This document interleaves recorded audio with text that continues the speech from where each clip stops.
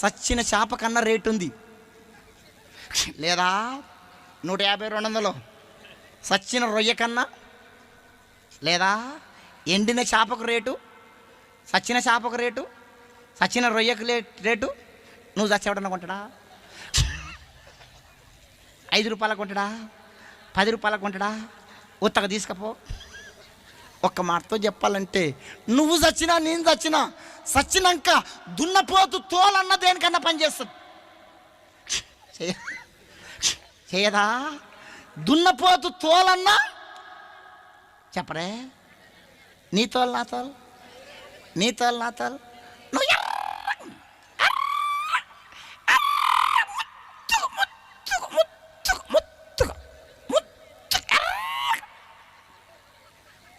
కొంచెం ఎర్రగా ఉంటే, కొంచెం అందంగా ఉంటే ఆగారు, కట్లపాలాగా తిరుగుతూ ఉంటారు అర్థం కాడ.